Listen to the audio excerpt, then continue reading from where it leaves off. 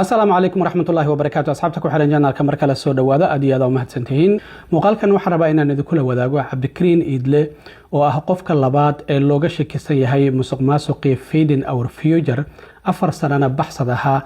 dhammaadkii bishii Juunna laga soo qabtay Muqdisho horaantii bishii horena la keenay Minnesota ayaa shalay maxkamad federaal ah la hor keenay waxana uu diiday in uu qirto dambigiisa dib ayaana xabsiga loogu celiyay arintaasi waan idin la wadaagayaa aabe loo xukumay maalnimadii Khamiista ahayd gobolka Georgia toogasho wiilkiisu uu ka geystay iskuul ku yaala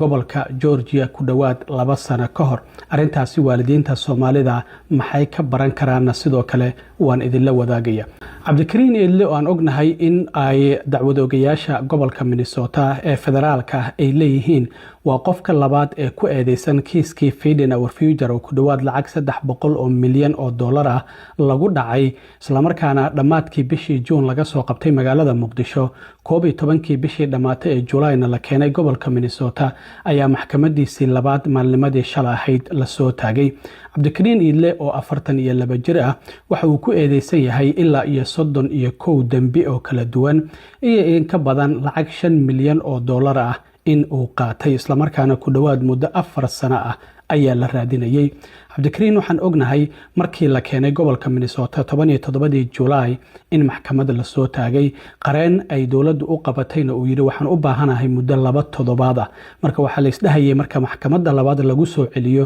dambigiisa ayuu qiran doonaa laakiin dambigiisa maba uusan qiranin bashalay markii maxkamad federaal ah la hor keenay marka waxa uu yiri wax dambi ah malihi sidaas darteed waxa la leeyahay xabsiga ayuu ku sii jirayaa ilaa iyo inta maxkamadeyntiisa ay ka bilaabanayso oo xabsigii ayaana dib loogu celiyay xilliga marka saddexaad oo maxkamadda dib loogu soo celinayana wali lama shaacinin marka hadii uu dhihi lahaa dambi ayaan leeyahay waxay noqon lahayd in la sugo garsooraha laga sugo xilliga uu xukumayo iyo waliba inta sano ee lagu xukumayo laakiin sida muuqata waxa muuqata hadda Cabdikariin in uu doortay in la maxkamadeeyo oo maxkamad la saaro isla markaana kiiskiisa xeerbeegti loo dhiibo hadii ay dambi ku helaan waata hadii ay dambi ku waayaan sidoo kale waan arki doonaa arintaasi hadii halkaasi aan ka gudbo waxaan ognahay wadanka Mareykanka toogashooyin ayaa waxay ka dhacaan iskuulada kala duwan ee Mareykanka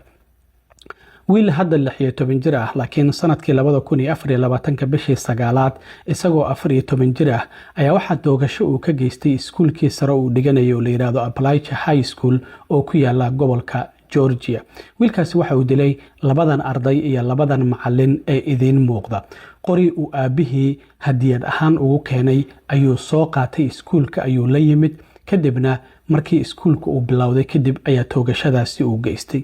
wiilkan markii la qabtay kadib waxa la ogaaday inuu aad u jeclaa dadkii hore toogashooyinka iskuulada uga geysan jiray oo xitaa qolka gurigiisa uu ka seexanayay sawirada dad hore toogashooyin u geystay ayaa ugu dhaganaa sidaas darteed aabihiina waa la xiray isagana waa la xiray marka wiilka waxa uu dambigiisa oo ilaa iyo 55 dambi ah uu qirtay toddobaadkii la soo dhaafay maadaama dambigiisa uu qirtay marka talaadadii ayaa garsoore Nicholas Prim oo xukumay talaadadii la soo dhaafay wiilkana waxa lagu xukumay xabsi daa'in aan cafis lahayn waa 16 jir waxaana lagu xukumay xabsi daa'in aan cafis lahayn marka aabihii ayaa isagana la maxkamadeeyay marka bishii March ee sanadkan ayaa aabihii lagu helay dil aan ula kac ahayn iyo waliba dayacad inuu sameeyay oo wiilkiisa qorigan uu soo gaday isla markaana uu meel qafulan uu ku xiri karay wiilkana maskaxiyan isaguna uusan ahayn nin dhaqtar u baahnaa uusan la xiriirin xitaa waxa jirtay dhowr jeer gurigooda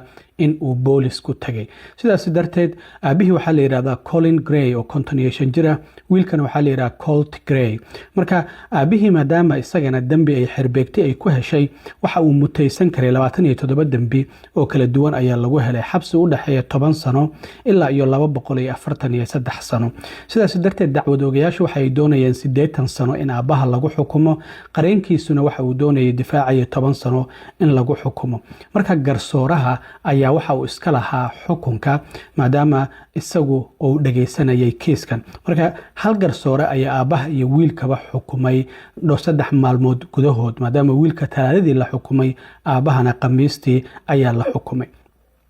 marka garsooruhu waxa uu yidhi calaamado fara badan ayaa jiray oo kuu muuqday aabbaha ayuu ku leeyahay wax tillaabana ma aadan qaadin qoriga wiilka waad ka ilaalin kartay xabadaha ayaad ka bixin kartay meel qafulan ayaad gelin kartay maskaxiyan dhakhtar ayaad la raadin kartay wiilkan intaasi oo idilba ma aadan samaynin sidaasi darteed waxa uu yidhi waxa aad samaysay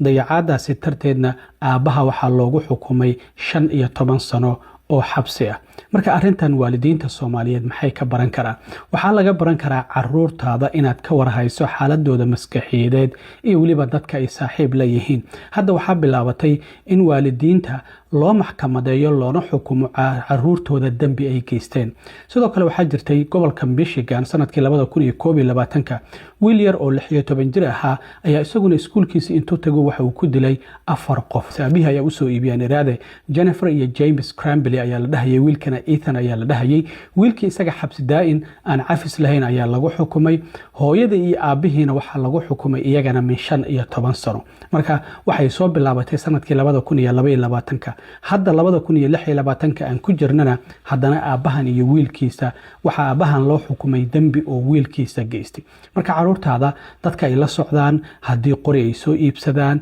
online kooda waxyaabaha soo idil waxa muhiim ah in aad la socoto haddaba waa kan marka garsoore Nicholas Prim markii uu xukumayay aabaha sida uu xukunku u dhacay As I indicated, all of your crimes are a form of criminal negligence. None of them require mandatory prison. I don't have a concern that you're going to commit future crimes. You're 55 years old and you have no criminal history. You didn't intend to commit these crimes that you've been convicted of. But the loss here is profound. But I still have to distinguish your acts from the malignant heart and the acts that Colt Gray committed upon the Appalachian School. For each of the murders in the second degree, I'm sentencing you to 15 years in confinement concurrent with one another. For each of the involuntary manslaughters, I'm sentencing you to 10 years confinement concurrent. For each non-merging cruelty to children, I'm sentencing you to 10 years in confinement concurrent. For each non-merging reckless conduct charge, I'm sentencing you to 12 months confinement concurrent. This is an aggregate sentence of 15 years in prison. ugu dambeyntii arintan la yaab kale ayaan rabaa inaan idin la wadaago maxkamad ka socota gobolka Massachusetts hooye ayaa waxa loo maxkamadeynayaa dilka 3 caruur ah oo iyadu ay dhashay arintan siday ku dhacday bishii January 24 sanadkii 2023 ayay arintan dhacday waxayna ka dhacday magaalada la yiraahdo Duxbury Massachusetts hooyadan la yiraahdo Lindsay Clancy waxa ay ahayd kalkaaliso waliba qaybta haweenka ay ku dhalaan ayay kalkaaliso ka ahayd habeenkaas marka saddexdeeda caruur ay dilayso oo January sanadkii 2023 ninkeeda oo Patrick la yiraahdo ayaa waxa ay u dirtay farmashiye oo ay tiri kaniini iga soo gad maqaaxina cunto iyadoo online ay ka dalabtay ayay tiri soo qaad intii uu ku maqnaa ayay caruurtii saddexda waxay ku ceejisay xarigan lagu aalamiiteeyo oo lagu boodboodo gurigooda qaybta basementiga intay geysay gabar 5 jir ahayd wiil 3 jir ahaa iyo wiil kale oo 8 bilood jiray marka qareenada difaacaya haweeneydan waxa ay leeyihiin haweeneydan maskaxiyan ma aysan fayoobeen haweenku marka inta badan ay dhalaan waxa jira xanuuno la soo gudboonaado postpartum psychosis iyo postpartum depression ayay qabtay ay dhaqaatiirtu ay leeyihiin marka haweeneydan xeerbeegti 12 haweena iyo 6 rag ah ayaa kiiskeeda dhageysanaya isla markaana waxa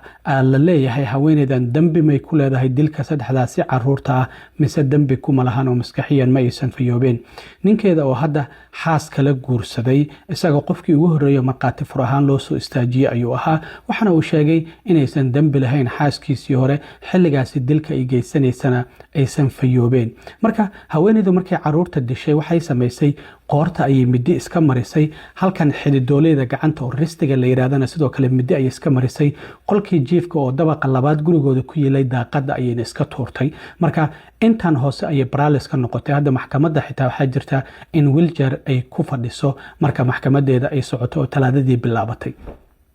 marka iyadii waa ay badbaatay laakiin curyaan ayay inta hoose ay ka noqotay inta ka dhiman nolosheeda. markuu ninkeedu soo laabtay waxa u yimid iyadoo dhulka taalla oo qaylinaysa. aaway caruurtii ayuu yidhi. waxa ay ku tiri qaybta basementiga ayay joogaan. isaga ayaa 911 wacay. kadibna kooxihii caafimaadka gurmadka degdega iyo booliska ayaa yimid. caruurtii wax nafa maba aysan ku jirinba, laakiin ayada ayaa isbitaal loola cararay oo la badbaadiyey.